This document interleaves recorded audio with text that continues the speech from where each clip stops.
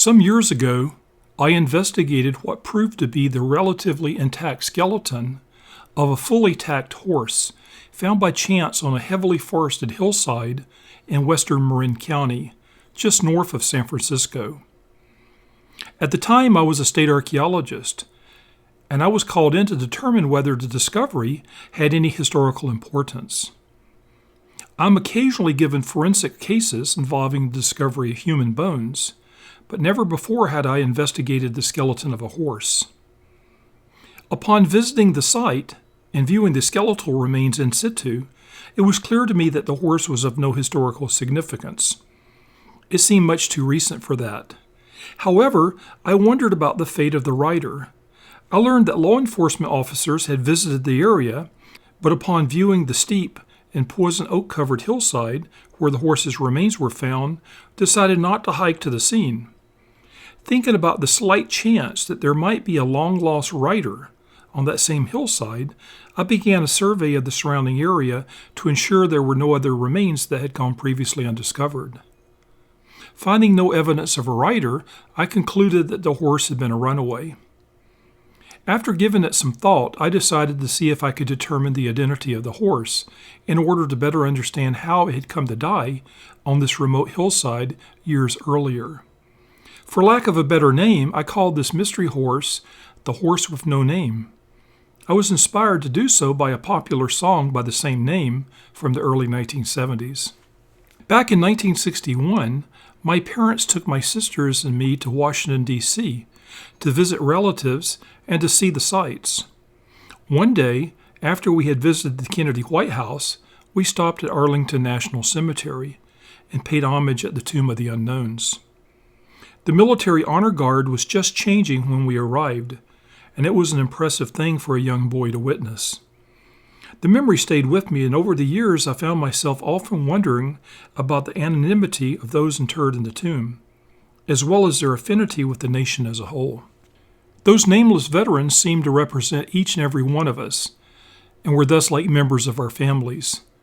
I suppose for me, the horse with no name resonated in a similar fashion. After analyzing the saddle and other tack, and looking at the condition of the skeletal remains, I concluded the horse with no name had died around 1975 to as late as 1985. And working with the teeth, I could see that the animal had been a male, approximately 8 to 9 years old. It seemed obvious to me that I was looking for an approximately 8-year-old male horse that had gone missing 25 to 35 years earlier. I began talking to local horse people and asking if they had recollections of such a horse. Not long into the project, I heard about a horse named Kareem. Kareem was an 8-year-old Arabian male that had gone missing in the mid-1970s. At the time of Kareem's disappearance, he was boarded at a private stable at the old Charter Ranch, just 3/4 of a mile from where the horse with no name was found. All evidence of the former stable is now gone, as the land has been incorporated into the Golden Gate National Recreation Area. That an 8-year-old male horse had gone missing in the mid-1970s, and from a stable just 3/4 of a mile from where the horse with no name was found, suggested to me that I had found my horse. I continued to check out other leads, but none of the others panned out. I kept coming back to Kareem. Kareem had been owned by a woman who lived in Marin County. She had stabled him at what was then a private ranch, and she rode him every time she had the opportunity. She went to ride Kareem one day and discovered that he was missing from his stall. Apparently, there were 3 different gates that would have had to have been left open for Kareem to escape on his own. It seemed obvious to her that her horse had been stolen. For the next few years, she searched all over the San Francisco Bay Area, hoping to find Kareem. She died of cancer a few years later, having never learned the fate of her horse. Fortunately, I was able to track down the woman's ex-husband and her brother, too, and I interviewed both of them. They helped me to better understand the events leading up to Kareem's disappearance and the efforts that the woman had made to locate him. They both told me that she had been heartbroken at losing her horse. I thought I could bring some closure by showing that the horse I was studying was indeed Kareem. By now, the story of the horse with no name had hit the local press, with stories appearing in both the Marin Independent Journal and the Santa Rosa Press Democrat. The news stories elicited new leads, every one of which I looked into. None of the leads panned out, though. I talked to several horse owners who had lost their animals years earlier, and each one of them hoped that this horse was theirs. They were looking for closure. One woman broke down and cried when she spoke of her missing horse from so long ago. But each and every time, these new horses proved to be the wrong age or gender, and thus not the horse with no name. I became increasingly confident that this had to be Kareem. Within a day of the local papers writing about the horse with no name, the story was seen by the editor of Horse Talk, an international online horse forum based in New Zealand. The editor phoned me and asked if he could interview me for a story in Horse Talk. I agreed, and we had a delightful chat. Horse Talk wound up doing 4 stories about the horse with no name. Thousands of people around the world read about him, and a good number of the readers contacted me with suggestions and encouragement.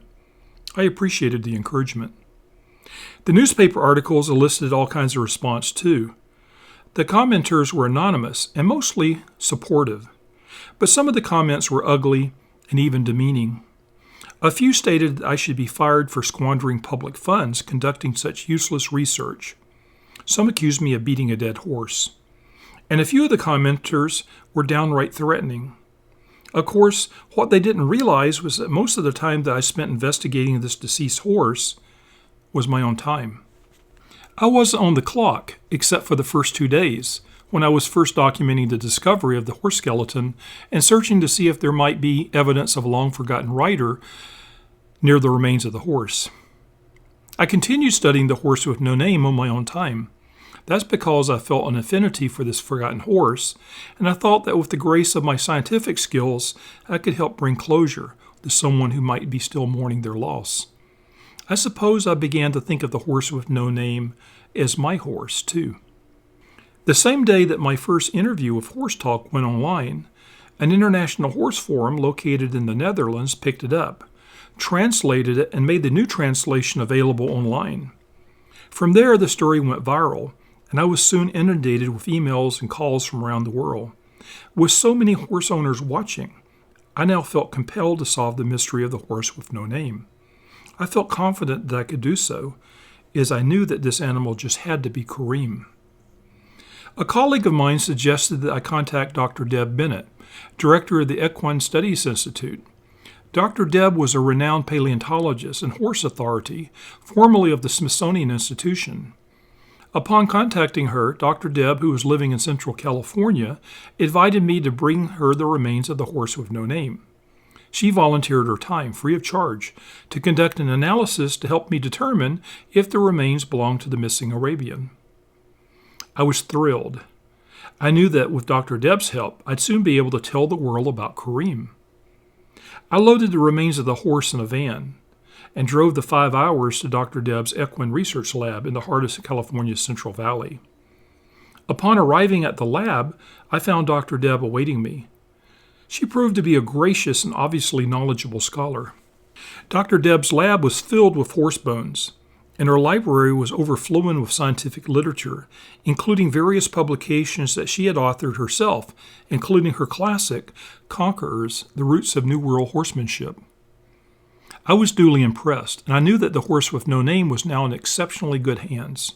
The first box that I unloaded from the van contained the skull of the horse with no name. I brought it into the lab and carefully placed it on a table as instructed by Dr. Deb. Excitedly, she opened the box and removed the horse skull. Placing it on the table in front of us, she carefully examined it from various angles.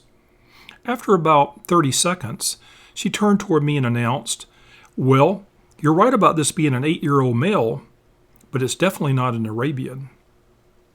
My heart sank. If this horse wasn't an Arabian, then it couldn't be Kareem. I had wanted for it to be Kareem. For one thing, it would have made me look like a clever scientist and someone who could solve such mysteries as this. More importantly, I knew that it would bring closure for what was left of Kareem's human family, and for those many people around the world who were now interested in him. I questioned Dr. Deb and pushed her to convince me that my horse wasn't an Arabian. Fortunately, she was forgiving, and she good-naturedly gave me a crash course in Horse Anatomy 101. I could see that she was right. This wasn't Kareem. After a more thorough inspection, Dr. Deb called me to inform me that the horse with no name was a thoroughbred, or perhaps a quarter horse with a lot of thoroughbred in it. She said that she saw some evidence suggesting that this had once been a racehorse and later sold for commercial trail riding. Dr. Deb was especially interested in the tack, which was mostly on the inexpensive side and quite worn out. Interestingly, the halter had been placed on the horse inside out, and one of its straps had been cut by a knife. I wondered aloud if this might suggest the horse had been stolen in the dark of night, perhaps by a novice. Dr. Deb agreed that it was possible, but she reminded me once again that this was not Kareem. The position of the stirrups suggested that the last rider had been rather petite, and most likely a child. The 14-inch Simcoe saddle seemed to attest to the last rider being on the small side as well. Of course, if someone had stolen this horse under the cover of darkness, they could have thrown the wrong saddle on by mistake. We'll probably never know for sure. At this point, I assumed that the horse with no name was a commercial trail ride horse that threw its rider and ran off, never to be seen again, until now. From talking to horse people, I understand that a riderless horse can travel a considerable distance in a day, meaning that this horse could have run off from anywhere in a considerably large area of western Marin County and ended up where I found him. After going through all the information I had amassed, I could find no horse other than Kareem that came close to being the horse with no name. Given that this was not Kareem, the horse with no name had to remain just that, a nameless horse, a horse with no name. The only closure that is possible comes in the knowledge that through the wonders of the internet and what Marshall McLuhan long ago envisioned to be the global village, many thousands of people read about the horse with no name, and in their own way, perhaps adopted him as their own. I'm reminded of those anonymous veterans in the Tomb of the Unknowns, and how they belong to all of us. They have no name or recalled identity, and yet they are part of our families. In a way, the horse with no name is like that too.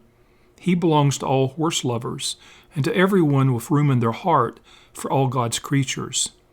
In attempting to find a sense of closure, I discovered what truly magnificent creatures these horses are, and what warm and caring people horse people are all over the world. Although he was forgotten for many years, the horse with no name eventually experienced his 15 minutes of fame, and the love that any horse inspires and deserves. Today, this nameless horse lives among a herd of similar horse spirits, in a place where he can do good for his kind. As for me, I've finally come to the realization that my horse will never be Kareem, nor does he have to be. It's enough that he's who he is. He's the horse with no name.